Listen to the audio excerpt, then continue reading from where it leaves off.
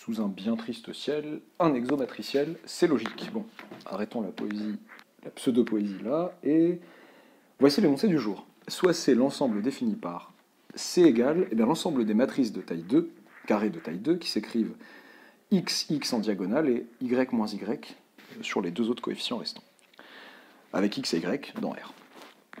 La première question demande de montrer que pour tout m et n appartenant à cet ensemble C, le produit mn aussi appartient à C.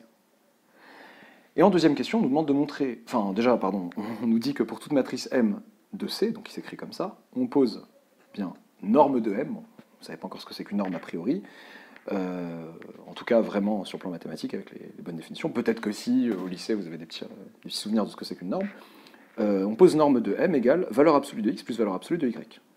On nous demande de montrer que pour tout M appartenant à C, et pour tout N entier naturel, M puissance N appartient à C, et norme de M puissance N est inférieure ou égale à norme de M le tout à la puissance N. J'ai oublié de préciser un truc. On rappelle que M puissance 0, c'est la matrice identité de taille 2. Voilà. Le neutre multiplicatif de l'ensemble des matrices carrées de taille 2. De même qu'un réel à la puissance 0 fait 1, le neutre multiplicatif dans l'ensemble des réels.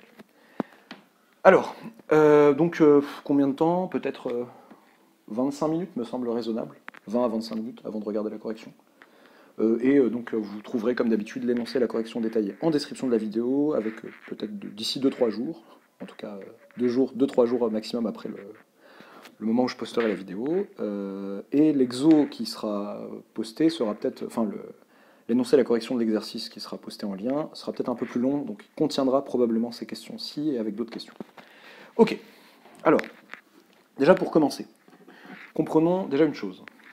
C, quand je dis que C, c'est l'ensemble des matrices qui s'écrivent comme ça, ces lettres-là sont des variables muettes. J'aurais très bien pu dire c'est l'ensemble des matrices qui s'écrivent A moins B, B, A, avec A et B appartenant à R. Il ne faut pas rester fixé sur le fait qu'il y a un X et un Y précis. Non, non.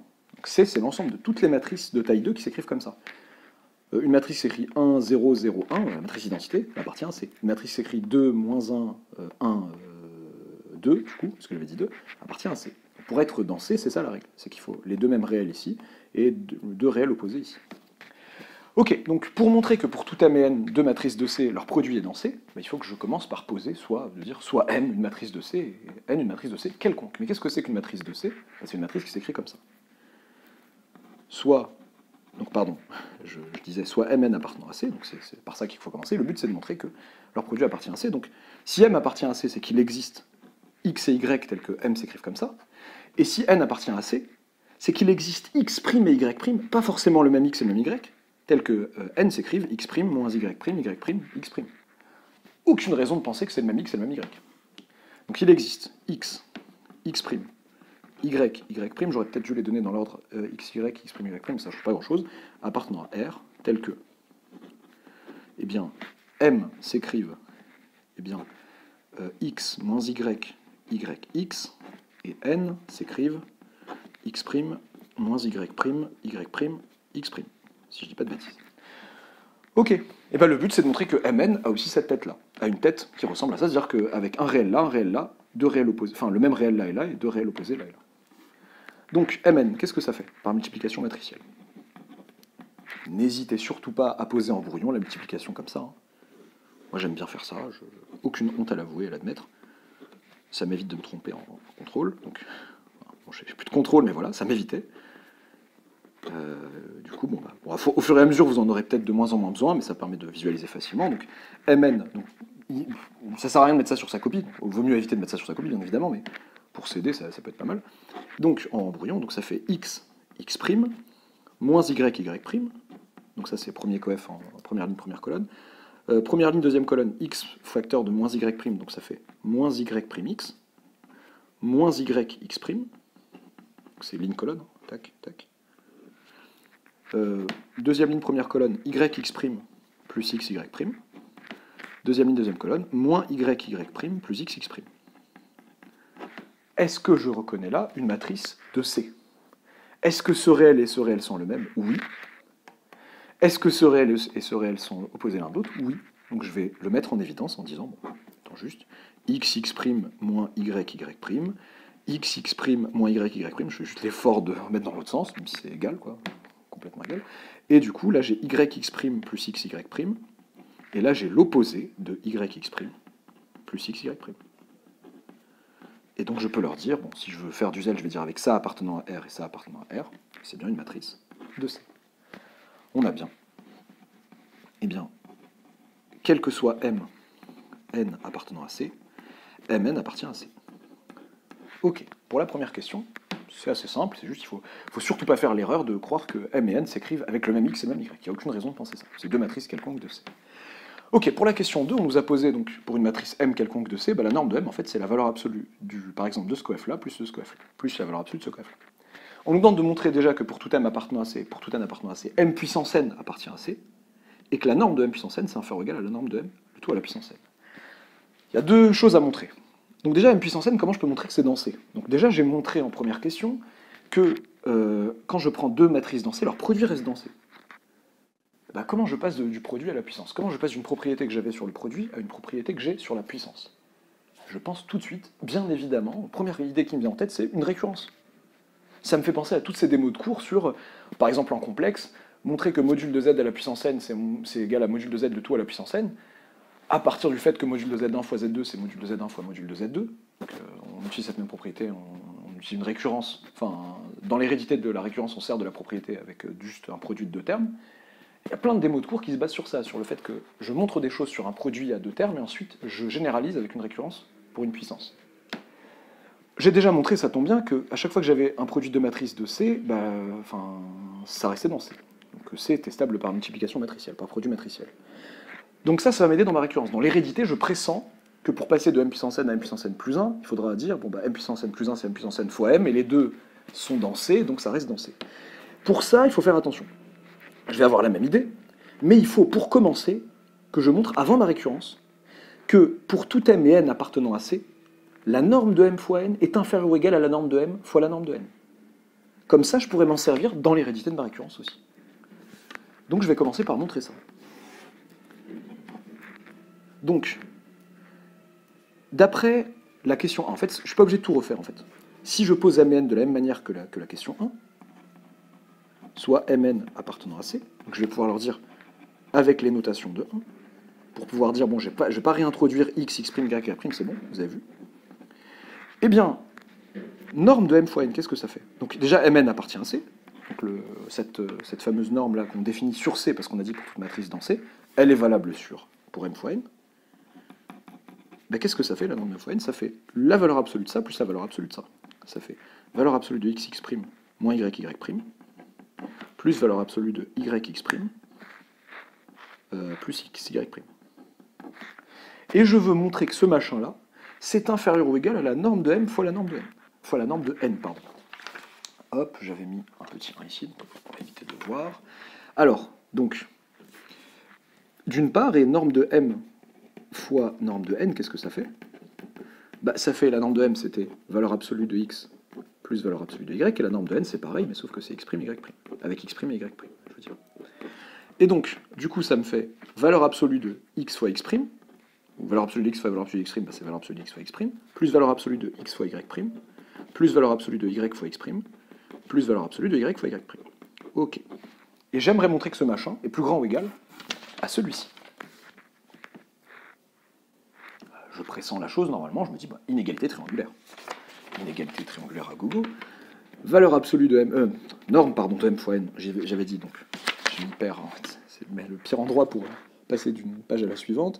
X' moins y', y', plus xy'. J'ai déjà oublié, super. Plus yx' plus xy'. Ok, je veux utiliser l'inégalité triangulaire. Certains pensent déjà à la deuxième ici quand ils voient un moins. Non, non, j'utilisais l'inégalité triangulaire simple, qui me dit que valeur absolue de a plus b, c'est inférieur ou égal à valeur absolue de a plus valeur absolue de b.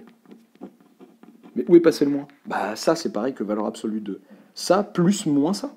Donc en fait, c'est inférieur à valeur absolue de xx' plus valeur absolue de moins y'.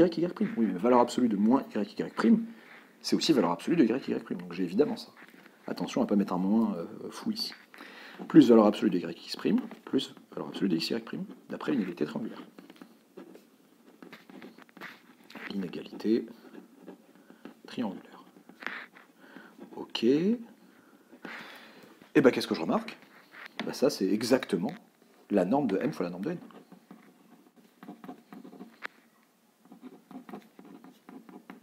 Ok, donc j'ai montré ça pour toute matrice M et N de C. Super, je suis prêt pour ma récurrence. Montrons maintenant par récurrence que pour tout n appartenant à grand N, donc je m'y prends un peu mal parce que d'abord il faut introduire une matrice M appartenant à C, pas forcément la même que ici, que celle d'ici, mais pourquoi pas, qu'ici, je fasse bien la liaison. Montrons par récurrence que quel que soit n appartenant à grand N,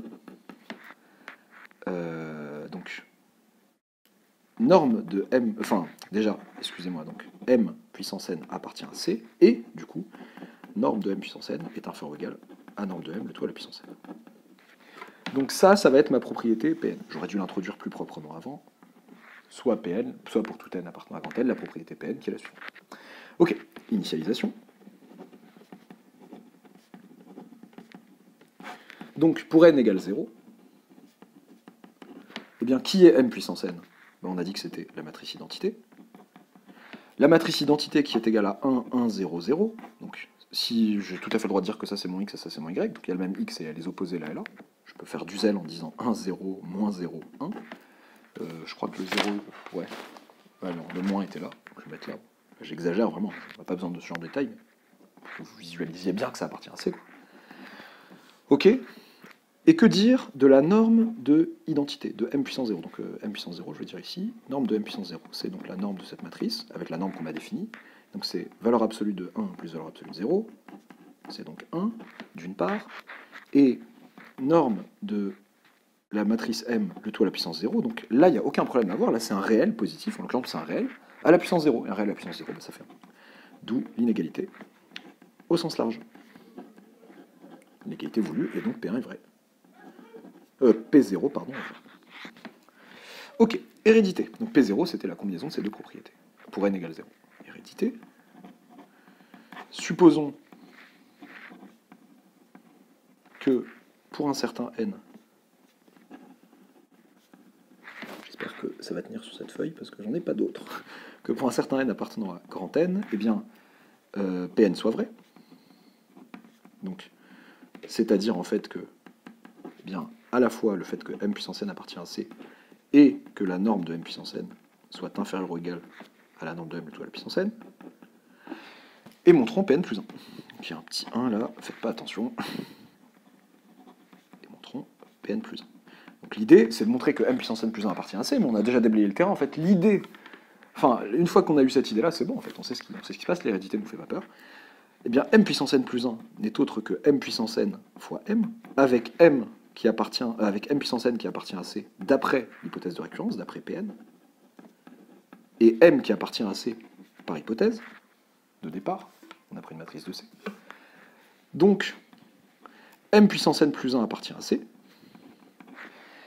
et de même, la norme de m puissance n plus 1, pardon, c'est la norme de m puissance n fois la norme de m, fois m, pardon, la norme de m puissance n fois m. Et du coup, d'après cette inégalité étoile valable pour tout m et n de C, bah, mon n ici c'est lui par exemple, bon, enfin, voilà, vous m'avez compris, deux matrices de C. Donc bah là c'est égal à norme de m puissance n fois norme de m, d'après étoile. Voilà. C'est donc inférieur ou égal, donc ça c'est inférieur ou égal à la norme de m, le tout à la puissance n, fois norme de m. Pourquoi? Parce que lui est inférieur ou égal à lui par hypothèse de récurrence, et que du coup je multiplie par ce réel positif et que ça ne change pas le sens d'une égalité, et j'ai bien du coup, donc je vais conclure à l'oral, que norme de m puissance n plus 1, je ne peux pas trouver même un bout de brouillon, si c'est bon, ok super, hop, du coup, donc j'ai que en fait, norme de m puissance n plus 1 est inférieur ou égal à norme de m le tout à la puissance n plus 1. Et donc j'ai les deux propriétés qui me permettent d'avoir Pn plus 1. D'où Pn plus 1, vrai.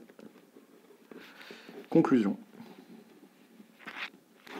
Eh bien, quel que soit n appartenant à grand n, Pn est vrai. Le principe de raisonnement par récurrence me permet de conclure que quel que soit n appartenant à grand n, Pn est vrai, c'est-à-dire qu'en fait, on a montré que pour toute matrice M de C, que j'ai fixée pour ma récurrence, quel que soit n appartenant à grand N, m puissance n appartient à C, et norme de m puissance n est inférieure ou égale à norme de m, le tout à la puissance n. C'est pas un exo si difficile que cela, mais la difficulté, je trouve que c'était de penser en fait tout seul à ça. En fait, la première question m'a fait déjà penser à dire ah ben regardez, si deux matrices sont dans C, leur produit aussi. Mais il fallait penser aussi à se dire j'aurais peut-être besoin du fait de savoir que la norme d'un produit de deux matrices dans C, c'est inférieur ou égal au produit des normes des deux matrices, pour pouvoir l'utiliser dans l'hérédité de Marie-Claude. Voilà, à très bientôt pour une nouvelle vidéo.